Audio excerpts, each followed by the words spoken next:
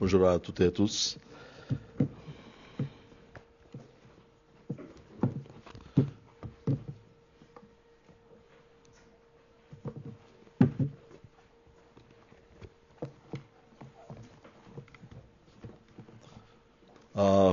Notre thème d'adoration ce matin, c'était Jésus est venu pour servir.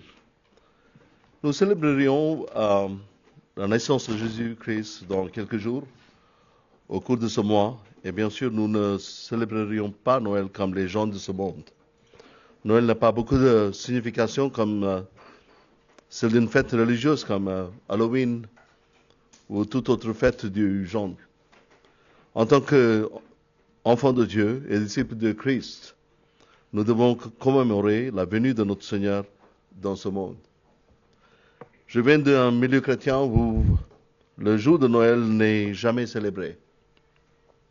En ce jour-là, étant un jour férié, il a organisé une conférence autour de la parole de Dieu, bien sûr, où toute autre partie de la Bible était enseignée et méditée. Il n'y a aucun mal. Mais en fait, dans le Nouveau Testament et surtout dans le livre des Actes des Apôtres, nous ne trouvons pas que les apôtres ou les premiers chrétiens n'aient jamais célébré la naissance de Jésus. Il semble avoir été introduit au cours du 5e ou 6e siècle. Quoi qu'il en soit, nous croyons que Jésus-Christ est né un jour à Bethléem. Même si ce n'est pas certainement le 25 décembre. Lorsque le monde entier célèbre d'une manière ou d'une autre, pourquoi ne pas utiliser l'événement de célébration pour annoncer l'Évangile? Que Jésus-Christ est venu dans le monde comme un bébé, qu'il est né dans une crèche pour mourir pour notre péché, et qu'il est ressuscité le 3e jour selon les Écritures. Il y a de nombreuses années, un cher frère de cette église m'a demandé si nous, les chrétiens, ne célébrions pas Noël, alors qui le ferait? Prêcher l'Évangile en toute saison, favorable ou non favorable. Et notre but d'annoncer Christ. Donc Matthieu, Marc, Luc et Jean, qui ont écrit les évangiles, dépeignent Jésus de 4 manières différentes. Chacun d'eux s'adresse à 4 types différents des personnes de leur temps. Dimanche dernier, nous avons adoré le Seigneur Jésus en tant que roi. Les mages qui venaient d'Orient vinrent poser cette question: où est le roi des Juifs qui vient de naître? L'évangile selon Marc dépeint Jésus comme le roi serviteur. Jésus, il est venu en tant que roi et il est aussi venu en tant que serviteur. Dans le monde d'aujourd'hui, selon la connotation des mots roi et serviteur semblent contradictoires. Soit vous êtes un roi ou bien un serviteur. Vous ne pouvez pas être les deux. De même, dans les 2 autres évangiles, Jésus est dépeint comme le Fils de l'homme et le Fils de Dieu. Oui, cela peut nous laisser perplexes, mais c'est exactement Jésus est. Il est roi, il est serviteur, il est le Fils de l'homme et aussi Fils de Dieu. Et c'est pourquoi il est merveilleux. Vous savez quoi? Même ce qui est révélé de Dieu par Jésus-Christ dans la Bible, nous avons du mal à le comprendre. Nous sommes émerveillés par ces choses et nous les adorons en toute humilité et gratitude. Et c'est cela qu'on appelle l'adoration. Le moment d'adoration, c'est un moment d'émerveillement de notre Seigneur Jésus-Christ. Et ce matin, avec la naissance de Jésus à l'esprit, nous allons méditer sur cette vérité que Jésus est venu dans ce monde pour servir et non pour être servi. Avant d'aller plus loin, lisons d'abord notre texte dans Jean 13, versets 1 à 17. Évangile de Jean, Évangile selon Jean, chapitre 13. On va lire à partir du verset 1. Jusqu'au 17. Jean 13, 1 à 17.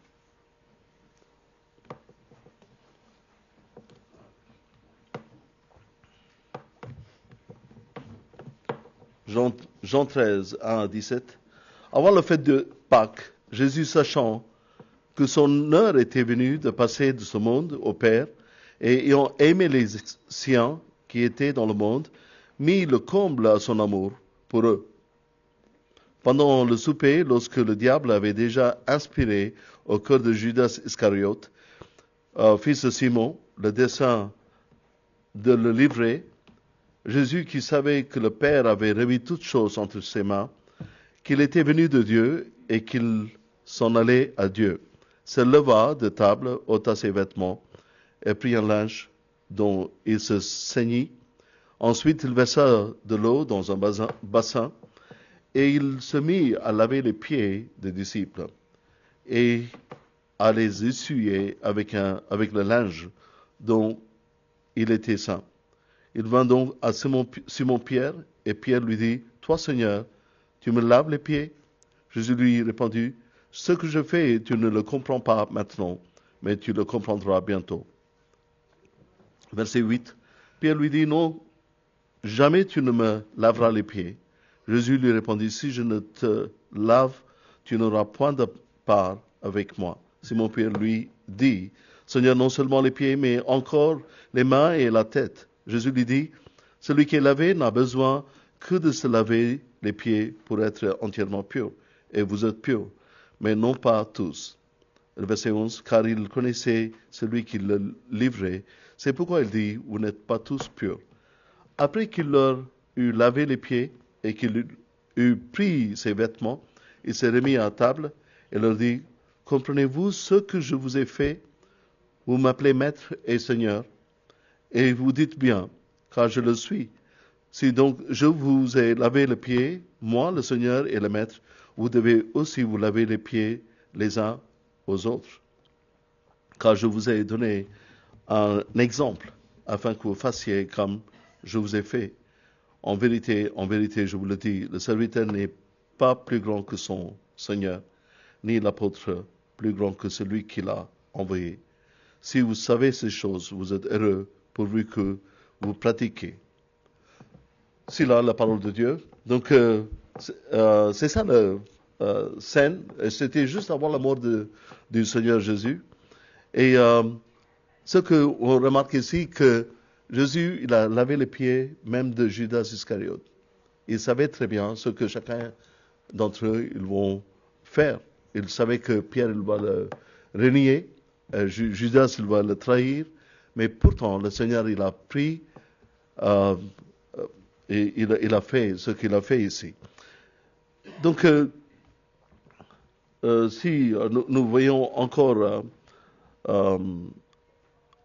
Marc, je vais lire ce passage, Marc 10, 43, 44, « Mais quiconque veut être grand parmi vous, qu'il soit votre serviteur. Et quiconque veut être premier parmi vous, qu'il soit l'esclave de tous. » Jésus a enseigné que dans le royaume de Dieu, le seul moyen de monter est de descendre. Dans le royaume de Dieu, le seul moyen de monter, c'est de descendre, de s'humilier. Le concept de servir est si radical qu'il est consigné dans les 4 évangiles. Matthieu, Marc, Luc et Jean. Chaque aspect de sa vie était synonyme de service. Bien que le sujet soit vital, il est difficile à saisir. Il y avait des querelles entre les disciples pour savoir lequel d'entre eux serait considéré comme le plus grand. On peut lire en Luc 22, 24, Jacques et Jean, le fils de Zébédée, ont même demandé à pouvoir s'asseoir l'un à sa droite et l'autre à sa gauche, dans la gloire. Jésus n'a pas été surpris par leur demande. Ceux qui sont reconnus comme chefs de nation dominent sur eux et leur grand homme exerce autorité sur eux, a-t-il expliqué. Mais le royaume de Dieu n'est pas comme le royaume du monde. Jésus est le suprême dans le royaume de Dieu, mais il n'est pas venu pour être servi, mais pour servir et donner sa vie en rançon pour beaucoup. Il a posé la question qui s'interrogeait. qui est le plus grand? Celui qui est qui est le plus grand? Celui qui est à la table ou celui qui sert? N'est-ce pas celui qui est à la table? Mais je suis au milieu de vous comme quelqu'un qui sert. Jésus lui-même est un serviteur. Ses disciples devraient-ils rechercher la prééminence? Jésus, le maître, quand il est là, mais ses serviteurs cherchent la prééminence. Le serviteur n'est pas plus grand que son Seigneur, ni celui qui a envoyé n'est plus grand que celui qui l'a envoyé. Jésus a montré à ses disciples comment être des serviteurs. Lors de la dernière Pâque, Jésus a pris le rôle humble de laver les pieds des disciples. Ensuite, il expliqua: vous m'appelez Maître et Seigneur, et vous dites bien, car je le suis. Si donc je vous ai lavé les pieds, moi le Seigneur et le Maître, vous devez aussi vous laver les pieds les uns aux autres, car je vous ai donné un exemple, afin que vous fassiez comme je vous ai fait. Vous savez, la tradition, c'est la culture de cette époque, quand les gens ils viennent de l'extérieur, ce n'est pas le maître de la maison qui devrait laver, mais il y avait un esclave qui devrait faire ce travail de laver les pieds, d'essuyer.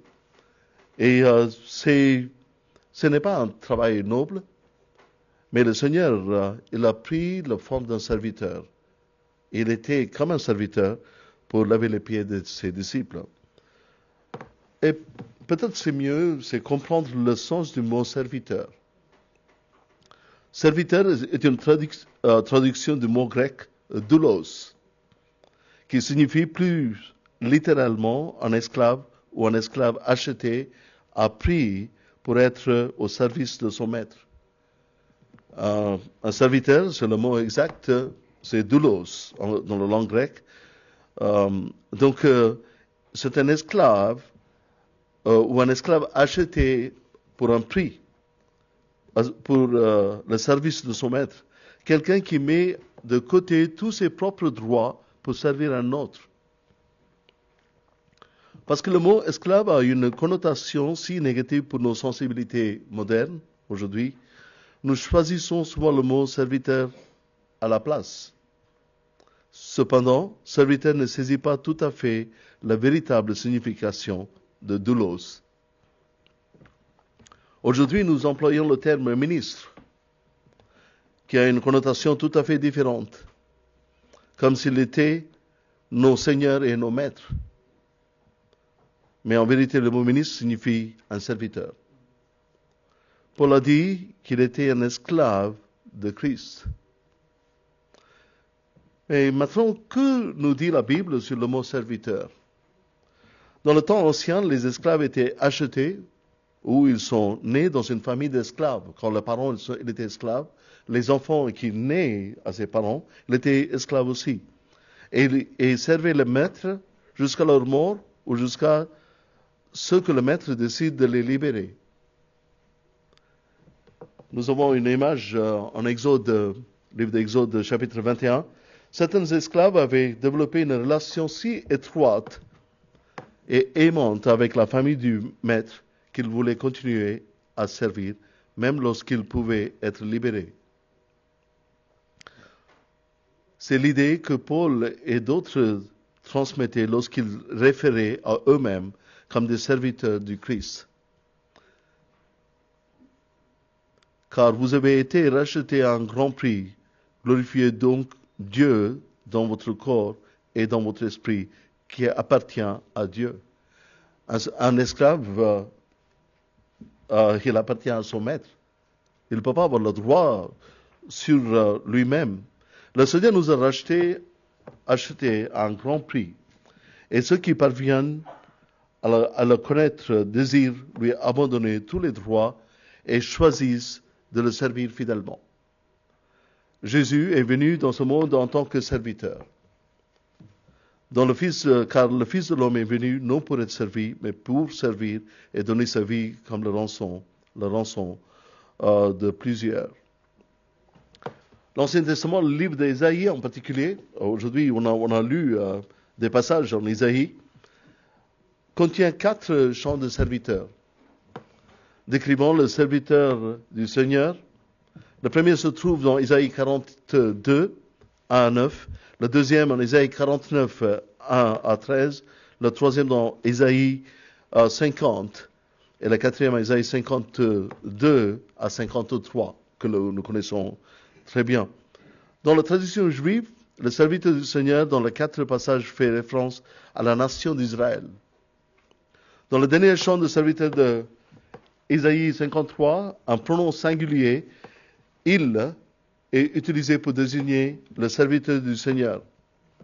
Les rabbins comprennent ce pronom singulier comme une référence collective à un reste fidèle d'Israël, une personnification qui traite le groupe comme une seule personne. Le Nouveau Testament identifie clairement le serviteur du Seigneur dans Isaïe comme notre Sauveur Jésus-Christ de Nazareth. Ce serviteur unique occupe une place prééminente au-dessus de tous les autres dans les Écritures. Ce serviteur parfait ne manque jamais d'accomplir la volonté du Seigneur et les desseins de Dieu. Le dernier chant du serviteur, Isaïe 53, parle de serviteur innocent et souffrant, qui meurt à la place du coupable. Ce passage prédit la vie, le ministère, la mort et la résurrection de Jésus-Christ. Isaïe 53, 3 dit à propos du serviteur du Seigneur, il était méprisé et rejeté des hommes, homme de souffrance et habitué à la douleur. Jésus a été méprisé par les religieux de son époque et rejeté comme leur Messie. Mais quand nous réfléchissons le mot serviteur, les patriarches sont souvent cités comme serviteurs de l'Éternel. Souviens-toi de tes serviteurs Abraham, Isaac et Israël,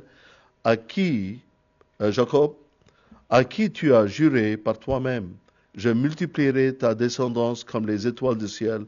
Je donnerai à ta descendance tout ce pays que je leur ai promis.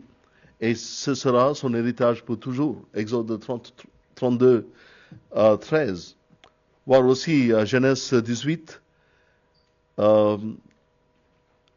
Il y a plusieurs passages qui disent que le patriarche Abraham, Isaac et Jacob comme le serviteur de l'Éternel. Et aussi dans le livre de Job, Dieu appelle Job son serviteur.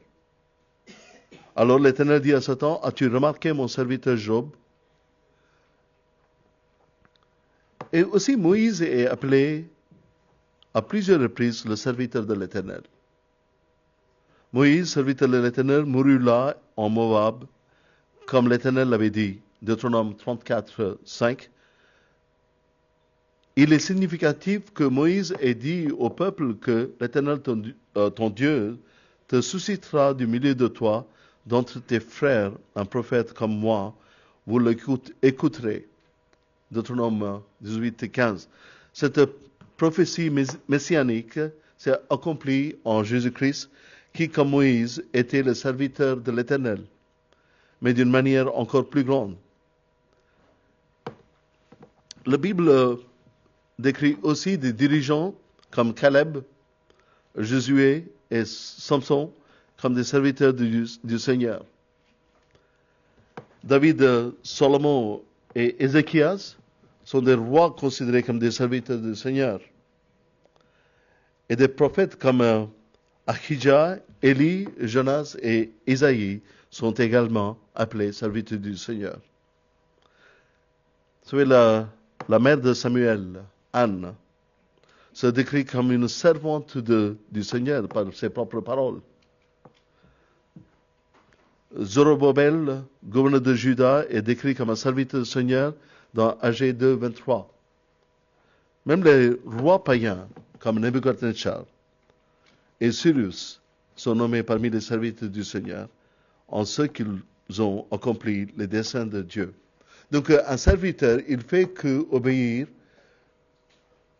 la volonté de son maître. On peut même être un roi païen, comme Nebuchadnezzar, ou Cyrus, ils ont fait la volonté de Dieu. Donc eux aussi, ils sont appelés comme des serviteurs. Et aussi, parfois, il y a des groupes de personnes appelées serviteurs du Seigneur. Et le peuple d'Israël ont appelé comme serviteurs de l'Éternel. Et les prophètes étaient appelés comme serviteurs. Et les païens parmi des nations sont aussi parfois appelés les serviteurs du Seigneur. Dans le Nouveau Testament, plusieurs croyants se définissaient eux-mêmes ou sont nommés par Dieu comme serviteurs de Dieu. Parmi eux figure Marie, la mère de Jésus. Je peux lire ce passage pour vous. Luc 1, 38. Marie dit, « Je suis la servante du Seigneur. Qu'il me soit fait selon ta parole. » Et encore à 46 à 48, et Marie dit, « Mon âme exalte le Seigneur. Et mon esprit se réjouit en Dieu, mon Sauveur, parce qu'il a jeté les yeux sur la bassesse de sa servante. Car voici, désormais, toutes les générations me diront bienheureuses. » Et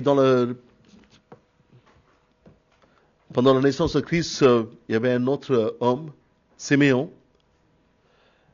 Et lui, il a dit ainsi, « Maintenant, Seigneur, tu laisses ton serviteur s'en aller en paix, selon ta parole. » Donc, toutes ces personnes se considéraient comme le serviteur du Seigneur. « Maintenant, Seigneur, tu laisses ton serviteur s'en aller en paix, selon ta parole. » Et il y avait aussi une prophétesse, Anne, fille de Phanuel, de la tribu de Azer. Elle était fort avancée en âge. Elle avait vécu 7 ans avec son mari depuis sa virginité. Restée veuve et âgée de 84 ans, elle ne quittait pas le temple.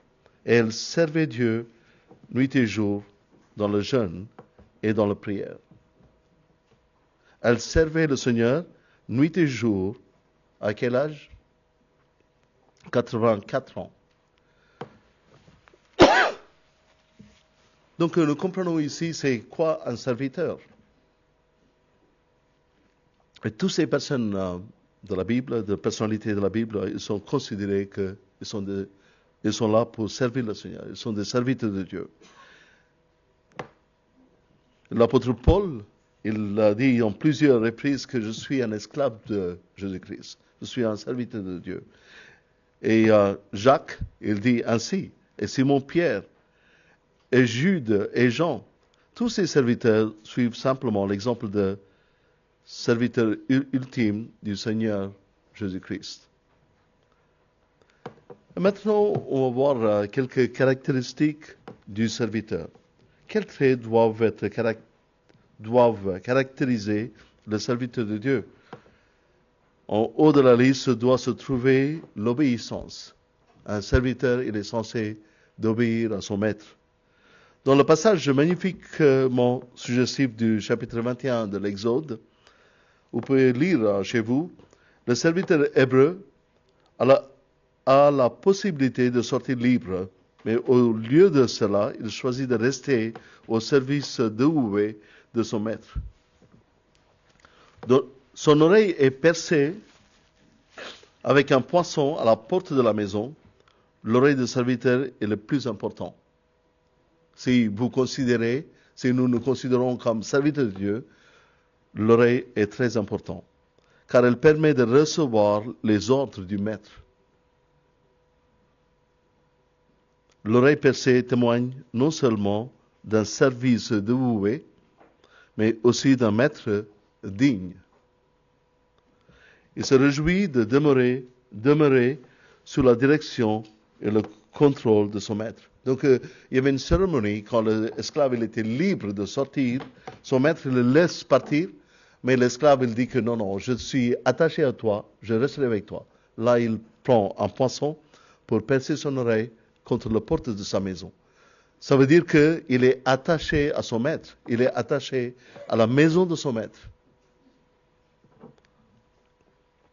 Une autre caractéristique du serviteur idéal est le maintien de la concentration. Le comportement de serviteur d'Abraham, on peut voir dans Genèse chapitre 24, il s'appelait Éléazar. Il fournit une belle image pour mener bien la tâche assignée. Abraham, il envoie son serviteur Éléazar pour aller trouver une fille pour son fils Isaac. Une très belle histoire. Et comment il a accompli parfaitement la volonté de son maître Abraham. Nous pouvons si facilement nous laisser distraire par des futilités qui font perdre du temps dans ce monde envoûtant. Et nous devrions servir de manière fidèle. Nous devrions être obéissants et après nous devrions servir le Seigneur d'une manière fidèle. L'Écriture abonde d'exemples de ceux qui étaient fidèles serviteurs de Dieu et son peuple. La fidélité est l'une des qualités les plus recherchées chez un serviteur. C'est une condition préalable aux opportunités futures. La fidélité implique un service digne de confiance, fiable et loyal envers les autres. Donc ici, on peut chercher quelques exemples de serviteurs fidèles. Job était un serviteur fidèle jusqu'au bout. Il n'était pas fidèle juste pour certains moments où tout va bien, et la lune et le vent, et tout va bien. Mais nous connaissons l'histoire de Job, comment il a souffert. Et Job était un serviteur fidèle jusqu'au bout. Et Josué est devenu un grand leader en Israël. Mais il a d'abord été le serviteur de Moïse. Mais il a passé des années, plusieurs années, sous l'aile de Moïse. Et après qu'il est devenu le leader en Israël, mais premièrement, il était un serviteur. Parce qu'il a fidèlement servi Moïse. Il était qualifié pour être le leader lorsque Moïse est décédé.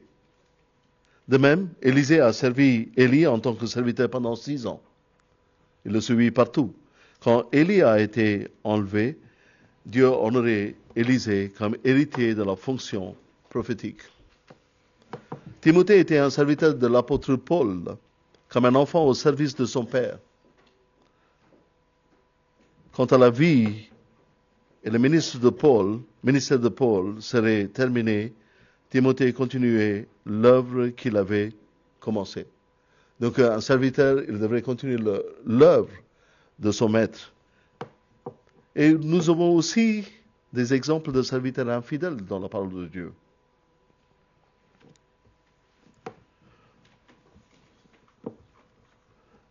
Donc d'autres dans les Écritures sont notés pour leur service infidèle. Par exemple, Saül a été infidèle dans l'accomplissement des tâches déléguées. Il a fait exactement le contraire de ce que le Seigneur lui a demandé. Parce qu'il ne voulait pas aller jusqu'au bout. Il ne voulait pas obéir mot par mot. Il ne voulait pas obéir le Seigneur comme selon sa volonté. Et donc le Seigneur lui a enlevé le royaume. Alors, nous lisons dans le livre de 1 Samuel. Nous voyons aussi Absalom. Absalom avait l'air fidèle, mais ne l'était pas. Il n'était pas disposé à servir son père, le roi. Il voulait l'allégeance et l'affection du peuple pour lui-même. Nous avons l'exemple d'un homme, il s'appelle Démas. Il était l'assistant de l'apôtre Paul. Il a bien commencé, mais n'a pas duré dans son service. Les affaires de ce monde étaient plus importantes pour lui que le service. Vous pouvez lire en 2 Timothée 4:10. Et l'apôtre Paul, il dit que il est parti avec le monde. Après, on n'entend plus rien sur Démas. Qu'est-ce qui vous empêche d'être fidèle au service de Dieu? Un exemple encourageant, nous donner de l'espoir il est possible de changer. Jean-Marc a voyagé en tant que serviteur de Paul et Barnabas, mais il les a abandonnés à Pamphylie. Acte chapitre 15, verset 38. Plus tard, on lui a donné une seconde chance et il a été soutenu par Barnabas. Et Paul, il était un peu méfiant pour prendre Jean-Marc avec lui, mais Barnabas, il l'a encouragé. Barnabas, dans la parole, il est appelé fils de consolation. Donc, il a pris Jean-Marc avec lui et Jean-Marc, il a eu une deuxième chance. Bien que Jean-Marc ait été infidèle au début, il s'est montré fidèle plus tard. Dans le monde, il y a une recherche constante de la prééminence.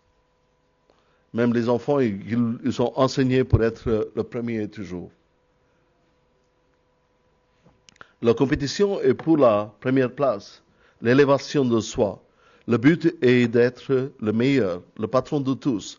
Jésus, notre exemple suprême, enseignait une nouvelle voie révolutionnaire.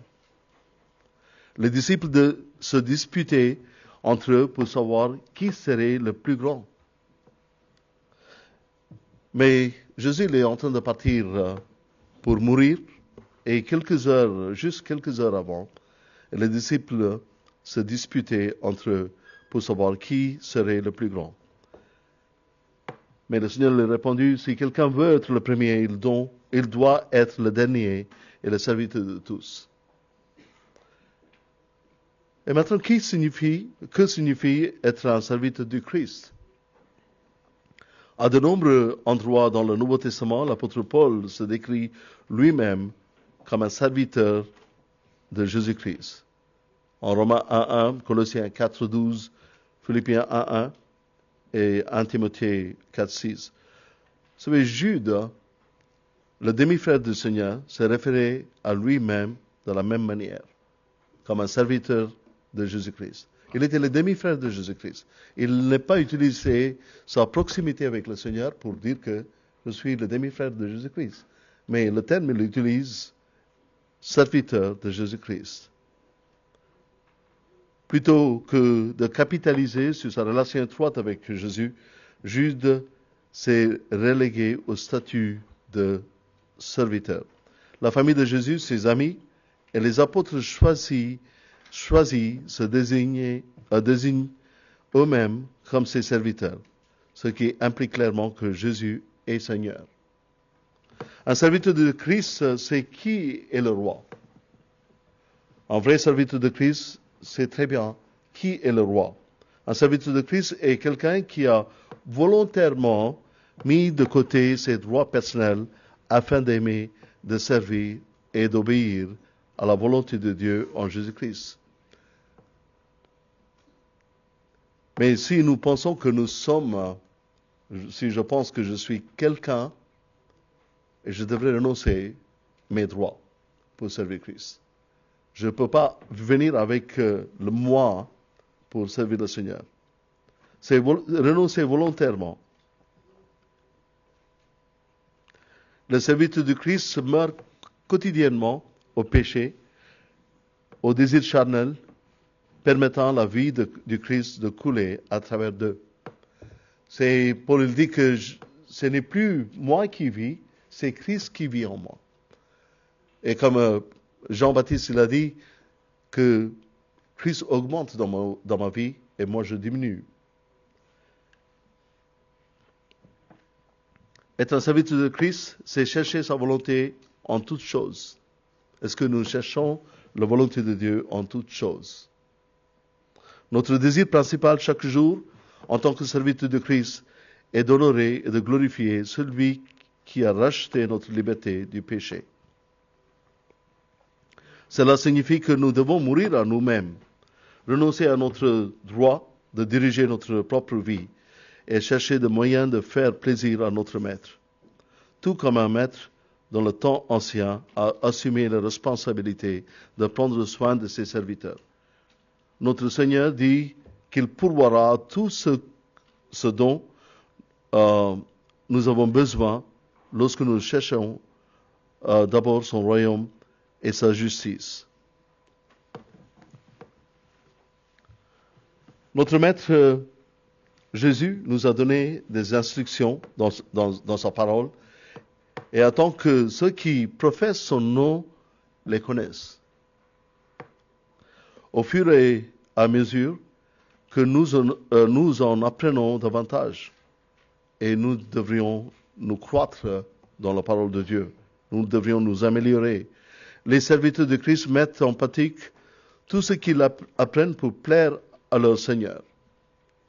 Bien qu'il ait des emplois spécifiques pour chacun de nous, en fonction des dons et des opportunités qu'il offre, certaines exigences sont universelles pour quiconque est appelé à être un serviteur de Christ.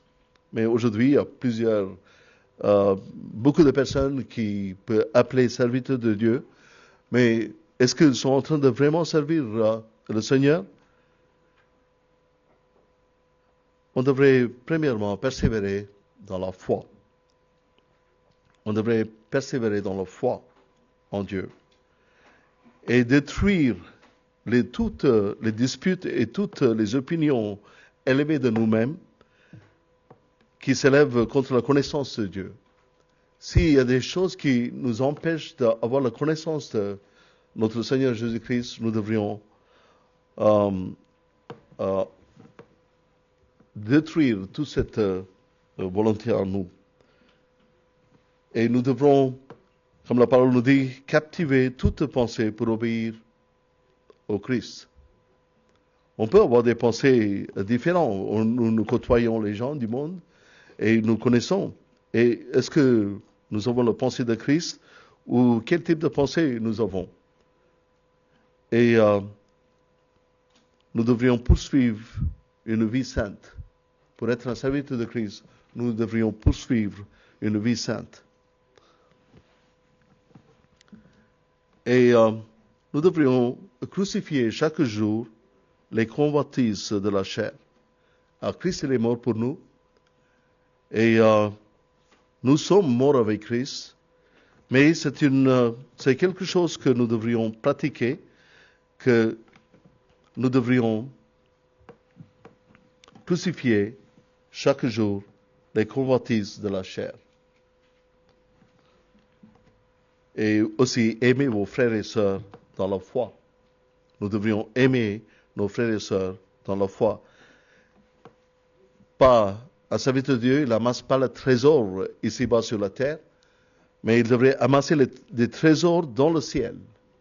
Un serviteur de Dieu, il devrait amasser le trésor dans le ciel.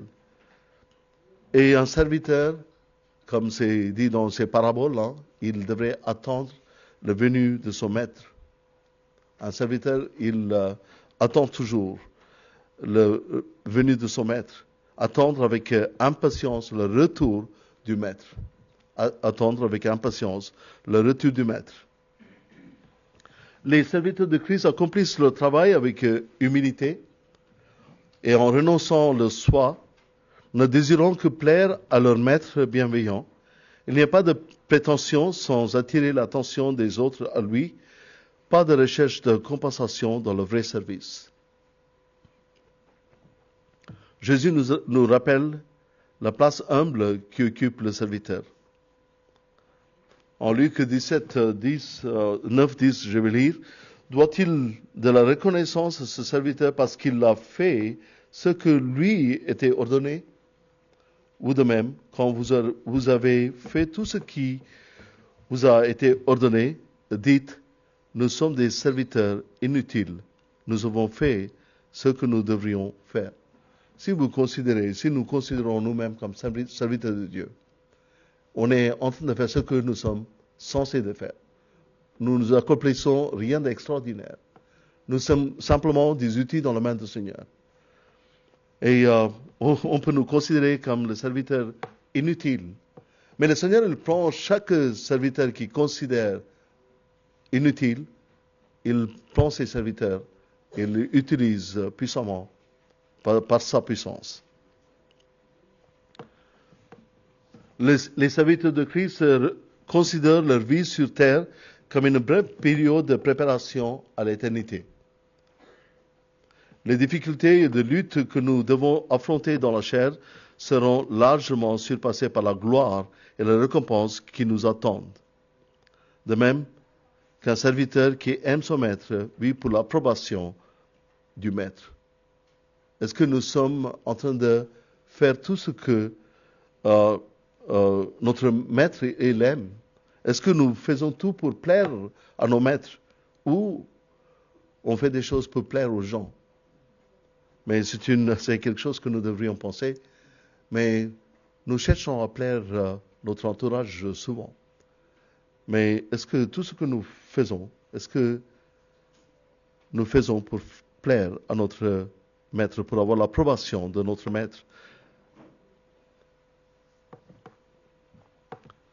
De même, les serviteurs de Christ vivent pour le moment où il dira, c'est bien, bon et fidèle serviteur, tu as été fidèle en peu de choses, je te confierai beaucoup, entre dans la joie de ton maître.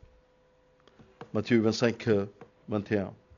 Bien que Jésus soit Dieu, il a délibérément mis de côté ses privilèges en tant que Dieu lorsqu'il a quitté le ciel pour prendre la forme d'un homme. Il ne se souciait pas de ses droits personnels. Mais de nos jours, tout le monde parle de droits, et le droit social, et de droits de l'homme, droit de la liberté. Et on peut ajouter ainsi. Il ne souciait pas de ses droits personnels, il était Dieu. Il était accablé par un monde perdu. Pour le bénéfice de l'homme pécheur, il s'est humilié jusqu'à la mort. Il a tout donné pour les autres. À cause du sacrifice de Jésus, Dieu, le Père, l'a maintenant souverainement élevé et lui a donné le nom qui est au-dessus de tout nom. Il a choisi la dernière place pour lui-même. Mais il sera élevé à la première place pour toute l'éternité. Maintenant, on peut voir le domaine de, si nous considérons comme serviteurs, le domaine de service. Comment on peut servir le Seigneur? Le Seigneur est souverain. Et en ce qui concerne l'équipement, la dotation, la direction et le domaine de devoir de ses serviteurs, c'est dans cet esprit que le parabole de livre et des talents mérite d'une étude attentive. Certains sont appelés à servir Christ dans un domaine relativement restreint. Le démoniaque, l'homme en Marc chapitre, je pense que 1 ou 2, au début de Marc, le démoniaque libéré aspirait à suivre Jésus. Il voulait le suivre. Il demande à Jésus, Seigneur, il est guéri. Il était possédé par des démons. Mais quand le Seigneur l'a guéri, il demande la permission au Seigneur, laisse-moi te suivre. Mais il fut renvoyé dans sa propre localité, dans son village, pour leur dire les grandes choses que le Seigneur avait faites pour lui. Il dit, non, retourne-toi chez toi et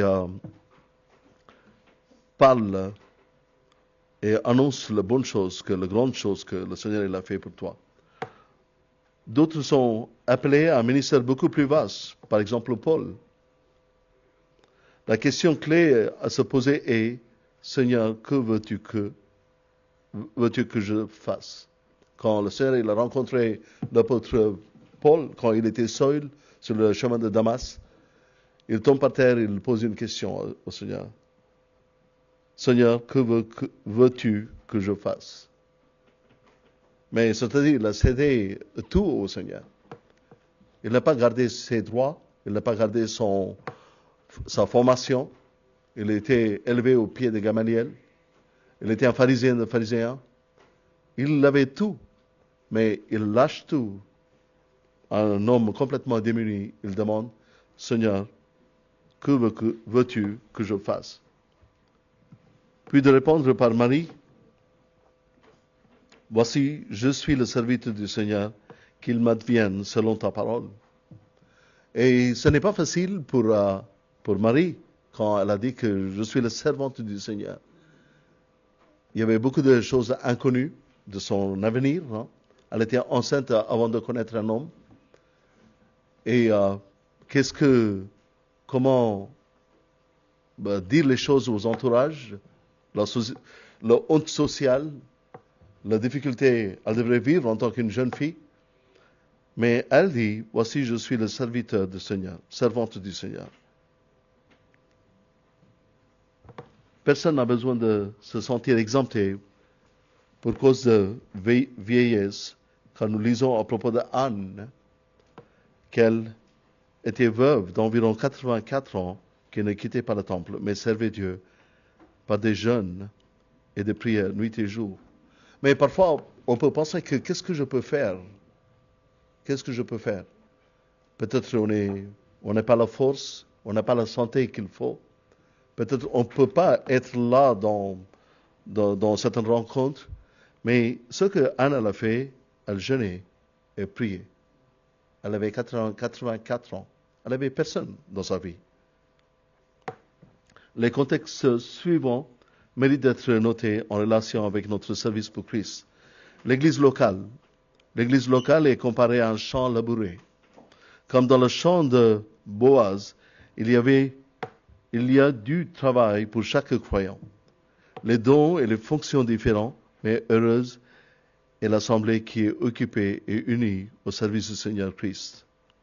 Les anciens, tout en modélisant, être un exemple, l'état d'esprit de serviteur du Seigneur Jésus devrait se préoccuper d'assurer que tous sont engagés. Le culte de l'Église et la prédication de l'Évangile sont deux formes de service très précieuses, chacune ayant un caractère sacerdotal. Dans l'Église, notre domaine de service est aussi dans nos foyers, la maison. Notre foyer est un lieu où l'on peut jouir de la présence et la paix du Seigneur. Les voisins devraient le sentir lorsqu'ils passent sous notre toit. Marie et Marthe se sont mises elles-mêmes, ainsi que leur maison, à Béthanie, à la disposition du Seigneur. Et combien cela a dû être précieux pendant ces derniers jours sur terre. Quand le Seigneur, chaque fois il passait par Béthanie, il allait chez Marie et Marthe et Lazare. Ils ouvraient leur maison au service du Seigneur. Nos maisons sont des ressources à utiliser pour l'évangélisation, le travail pastoral et l'hospitalité envers les étrangers. Remarquez par exemple comment Priscille et Aquilas ont utilisé leur maison en bon escient en ce qui concerne l'enseignement d'Apollos. C'est quand Apollos il vient, c'est quelqu'un qui parle beaucoup, il avait le don pour parler, mais il devrait être conduit. Donc Priscille et Aquilas ils ont pris cette charge de ce frère Apollos pour qu'il soit utile pour le Seigneur. Et notre champ aussi le monde. Notre vie quotidienne fait partie intégrante de notre mission dans ce monde. Dieu désire avoir ses serviteurs partout et dans tous les domaines légitimes de la vie. Cette conviction révolutionne la façon dont nous percevons nos appels séculiers. Paul pouvait diriger les esclaves vers Colosse. Quoi que vous fassiez, faites-le de bon cœur, comme pour le Seigneur et non pour les hommes, sachant que c'est du Seigneur que vous recevrez la récompense de l'héritage, car vous servez le Seigneur Christ. Mais est-ce qu'on peut dire ces paroles à des syndicats? Des syndicats qui revendiquent leurs droits, est-ce qu'on peut dire la même chose? Est-ce que nous revendiquons nos droits?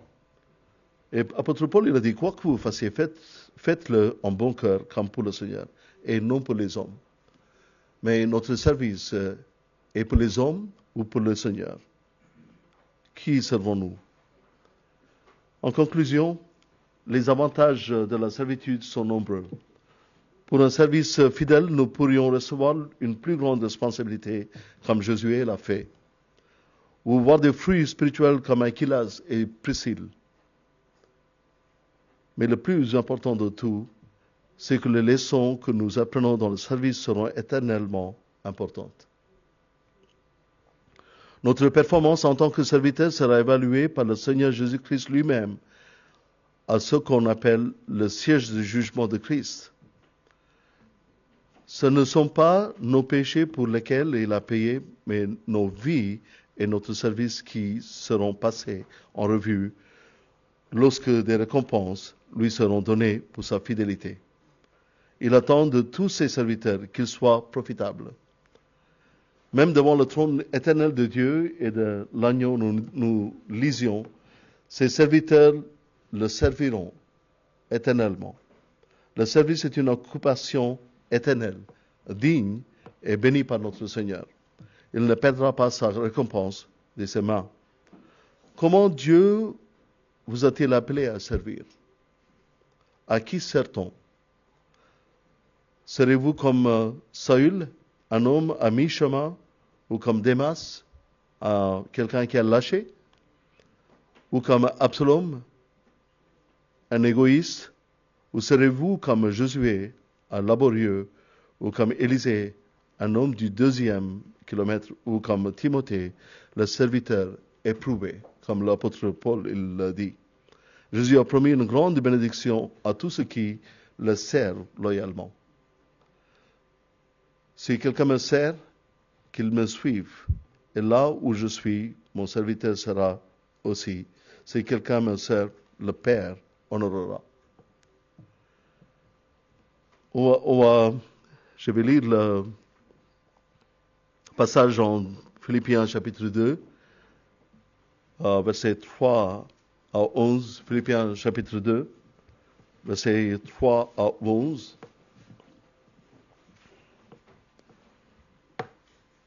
Pour terminer, Philippiens 2, 3 à 11.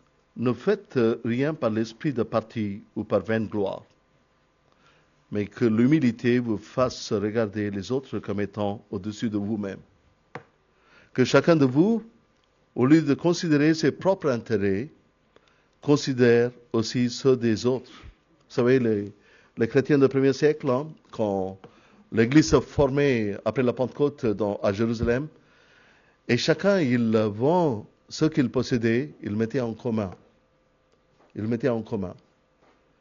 Et donc, que chacun de vous, au lieu de considérer ses propres intérêts, considère aussi ceux des autres. Ayez en vous les sentiments qui étaient en Jésus-Christ, lesquels, existant en forme de Dieu, n'a point regardé comme une proie à arracher, à être égal avec Dieu, mais s'est dépouillé lui-même, en prenant une forme de serviteur, en devenant semblable aux hommes, et ayant paru comme un simple homme. Il s'est humilié lui-même, se rendant obéissant jusqu'à la mort, même jusqu'à la mort de la croix.